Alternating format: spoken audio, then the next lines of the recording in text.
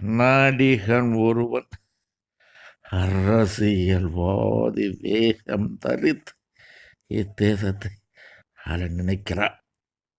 ஜனங்களின் கூட்டத்தை பார்த்து அதிகார மமதையோடு அரசாள நினைக்கிறான். அவன் எண்ணம் நிறைவேறாது. இதன் விளக்கம் என்னவென்றால், நடிகன் ஒருவன் அரசியல்வாதி வேஷம் தரித்து இத்தேசத்தை ஆள நினைக்கிறான்.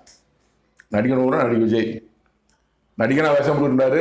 அந்த வேஷத்தை விட்டுட்டு திடீர்னு அரசியல் வேஷம் போடுறாரு. வேஷம் தானே, சாதாரண நடிகர் அரசியல்வாதி நடிகரை பேச மாட்டேன், நான் அரசியல்வாதி அப்படின்னு பேசுவாங்க. பேச்சு மாறும், துணி மாறும், எல்லாம் மாறும். அரசியல்வாதி வேஷம் தெரித்து, கடவுள் தான் பேசுறாரு, என்ன வார்த்தையெல்லாம் கடவுள் வார்த்தை. வேஷம் தெரித்து இத்தேசத்தை ஆள் நினைக்கிறான். தமிழ்நாட்டை ஆள் நினைக்கிறாப்புல. விஜய்க்கு பணம் பிரச்சனை இல்லை, அதிகாரம் தான்.